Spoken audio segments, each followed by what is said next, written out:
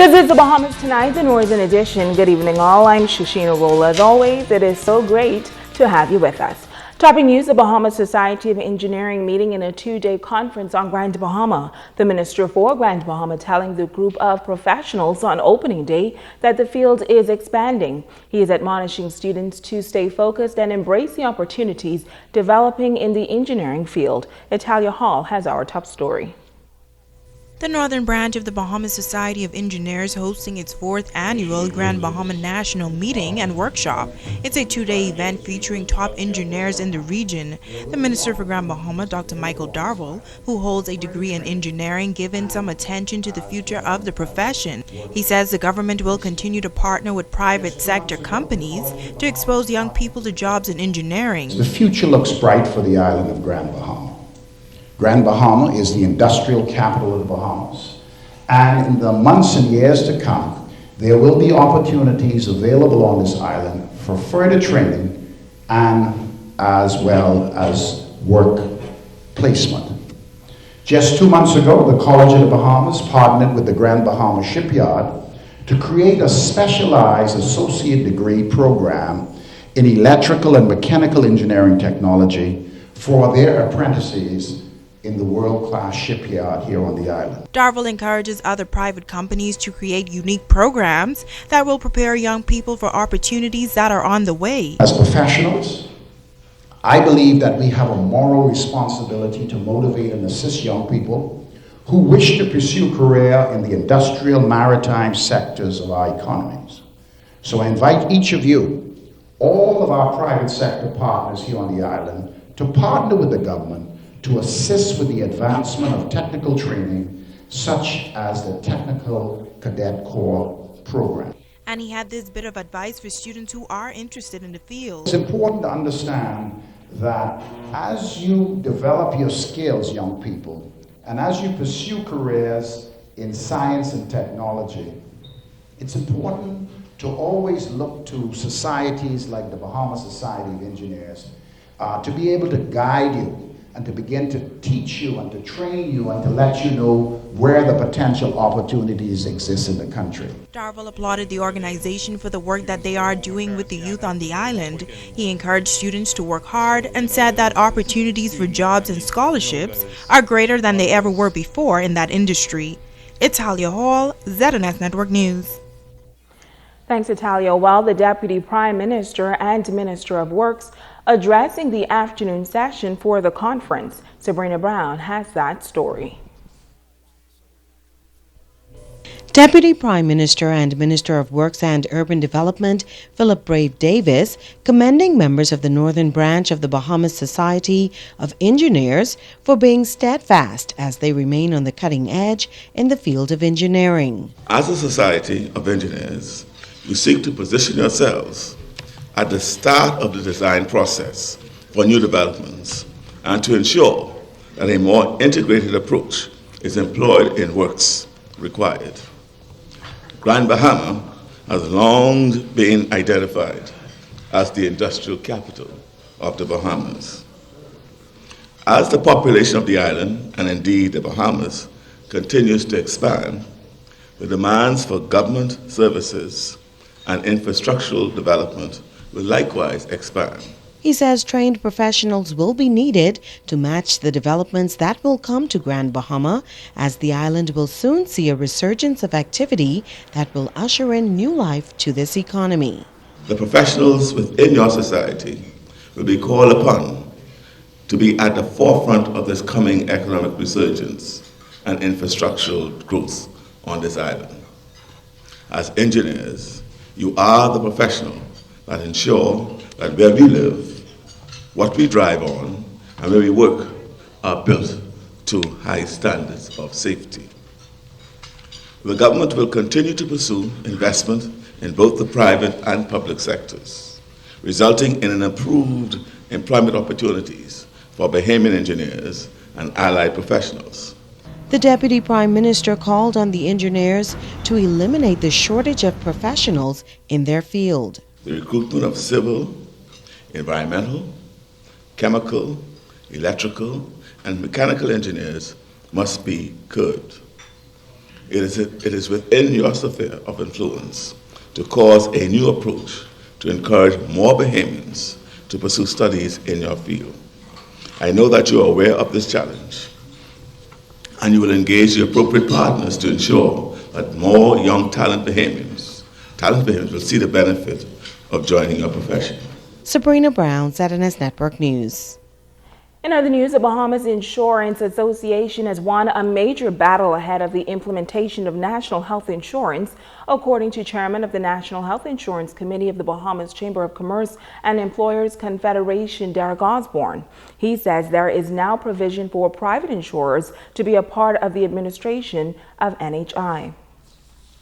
We as individuals can choose between a private insurer and a new public insurer who's going to be essentially managing our care from an insurance perspective. So you may have followed the newspapers recently. The private insurance have been very, very vocal, the BIA, Bahamas Insurance Association, very, very vocal, pushing for, first of all, their involvement, because the first proposal didn't have them in at all. It was a single provider that was going to be public. So they have won that first battle in terms of getting them to be administrators. He explains how the relationship between NHI and insurance companies is expected to work. Each insurance company will get a fixed premium every month from NHIC to provide care for the benefits package that's going to be offered for each of us. So it's called capitation. So they're going to give insurance company, let's $100, let's keep it simple, $100 every month for each person that they have registered. And that $1,200 a year is designed to provide all of the care you need for that year. So, and then I will say that too, that each person will then choose what I call a medical home that will be, for example, their gatekeeper, their primary care physician. Switching gears, the Chief of Consular Matters with the United States Embassy, Nathan Hara, on Grand Bahama for the next 2 days to deal with consular matters. Hara meeting with local agencies today and tomorrow. He will entertain U.S. passport applications at the Grand Bahama Airport. In an interview with ZNS News, the U.S. Embassy official addressed some of the rumors circulating in the community regarding U.S. visas. There are two bad rumors that keep going around. One is that the police record visa exemption facility that Bahamians have will be going away. There's no plans to change that. You will be able to use the preclearance facilities in Freeport and in Nassau if you do not have a visa. But if you're flying from any of the other airports or arriving by ship or private plane, you still will need a visa. The other rumor that continues to circulate is that there will be a change in the cost of a visa. There are no plans to change the cost of the visa. It will remain at $160. Now, he says so far there has been a 50% increase in U.S. visa applications. He is advising Bahamians in need of a U.S. visa to take advantage of the opportunity right now. It's just a general increase in the number of applicants. And right now, now that we're done with the busy summer season, we have a decrease in the demand. So if you want to apply for your visa, please do it now. We have appointments available within a few days. So this is the best time to apply. So if you're thinking of going to the United States for shopping on Black Friday or for the holidays that are coming up, please come in now and get your visa so that you're ready for those trips. Stay with us. The Bahamas Tonight, the Northern Edition, continues right after this. Bringing news that matters to you. You're watching the Bahamas Tonight, Northern Edition. Welcome back. Grand Bahama will be the site once again for a major culinary event. Residents and visitors alike will have an opportunity to literally get a taste of the Bahamas and the melting pot of spectacular cuisine offered throughout the island come November 7th of this year. Sean Johnson is the coordinator of the popular culinary fusion event. This year,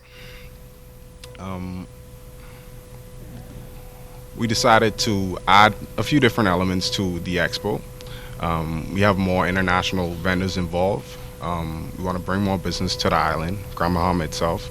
So that's the angle we're going at. I mean, people say what's broke, don't fix it. I mean, so So we're just adding that element to it. But other than that, it'll be the same great expo everyone experiences every year.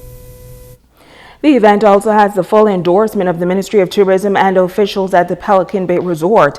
Tourism Representative Brooke Grant and General Manager of Pelican Bay, Magnus Alnebeck, say the event will attract food connoisseurs from far and near, and everyone attending will be in for a treat. Last year was our first time partnering with the Culinary Fusion event, and it was a huge success, and that's for a number of reasons. We would like to mention that we do have an active visiting journalist program, and with that program we were able to bring down journalists from Canadian cities. During the month of November, we have direct airlift from 8 different Canadian cities, and with the event being timed at November 7th for this year, that falls exactly at a time when we are preparing to move full force with that airlift on a regular basis. So it's great at Pelican Bay to see that we get a lot of requests for hosting events like this and partnering up. And the first year we did this, we thought it was a great event, and we hoped that it was going to be equally good the second year. It became much better and much greater, and it is then fantastic to welcome it back for a third year and see if it can get even better again. A student of the Mary Star of the Sea Catholic Academy getting an opportunity of a lifetime. The senior was afforded an all-expense-paid trip to New York to witness the United Nations at work. But this trip didn't come easy, as the students earned this trip after winning a top award in the Zonta Club's United Nations essay competition. Kimberly Mullings has this story. The theme for the 2015 Zonta United Nations essay was Empowering Women, Empowering Humanity, Picture It. 12th grade senior at Mary Star of the Sea Catholic Academy, Latesse Bartlett, did exactly that, finding herself empowered with each word she wrote. I took it from the perspective of examining exactly what women did so that I could have the rights that I have today. And so I used examples not only from the United States, but from the Bahamas as well, with Dame Ivy Dumont being the first female Governor General. As a female entrepreneur, it just seems so fitting that I must see exactly where I came from. You always gotta know where you came from in order to know where you're going. Latesse won an all-expense-paid trip to New York to visit the UN headquarters as a part of the official delegation of the Minister of Foreign Affairs, the Honorable Fred Mitchell, to participate in the general debate of the 70th session. She was excited when she found out she won the Zonta essay competition. When I saw that, I ran upstairs to my mother. She actually thought I was panicking, that something went wrong, but I told her we're going to New York. And she was I was excited because I've never been to New York, going to the Big Apple, so I'm carrying Grand Bahama to the Big Apple. The young entrepreneur, proprietor of Chocolatesse Island Delights, encourages other youth to allow their gifts to work in their favor. Not only do what you love, but do what you're passionate about. So my passion is writing and chocolate, as you know, with Chocolatesse. So that's where I use my talents that God has blessed me with. So I want to encourage other youth to use their talents for their benefit. Principal at Mary Star of the Sea Catholic Academy, Joy Ritchie Green, is proud of the stellar student. She says Latesse is more than deserving and a great example of a crusader. Latesse has done wonders for the school in terms of representing us throughout her time here at Mary Star of the Sea Catholic Academy. She's recently named senator for the school, which is the top position for a student in the school. And Latesse is following a long line of students who have done well in terms of writing. And so we're very proud of her accomplishments. She's well on her way to representing not just herself and her family, but our school and our country very, very well. After graduation, Latesse is looking forward to participating in a foreign exchange program at Le Cordon Bleu in Paris, France. Kimberly Mullings, ZNS Network News. And now it's time to ask the doctor. I'm Dr. Monique Pratt. Welcome. Michelle from Freeport asks, I get hot flashes all the time. My mom went through menopause when she was in her early 40s. Could this be happening to me? Michelle, thanks for asking a question that so many women are concerned about. Menopause. Menopause is a natural part of a woman's life cycle, and even though it means the end of fertility, it does not mean that you cannot be healthy, vital, and sexual. Medically, menopause is defined as occurring 12 months after your last menstrual period and marks the end of menstrual cycles. It can happen in your 40s or 50s, but most women experience it in their early 50s. Menopause can be accompanied by physical symptoms such as hot flashes and emotional symptoms like anxiety or feelings of sadness and loss, which may disrupt your sleep and lower your energy. In the months or years leading up to menopause or perimenopause, you might experience symptoms like irregular menstrual periods, vaginal dryness, night sweats, sleep problems, mood changes, weight gain and slowed metabolism, thinning hair and dry skin, or loss of breast fullness. Also, you should be aware that if your menstrual cycles are irregular, there's still a chance that you can become pregnant. So if any of these symptoms I mentioned become a problem for you, please see a doctor at any of our community clinics to discuss treatment options. If you have questions or concerned about your health, please post it at PHA Bahamas on Facebook or email askthedrbahamas@gmail.com. I'm Dr. Monique Pratt, and this has been Ask the Doctor. Stay with us, Ricardo Lightborn has a check on sports when we come back.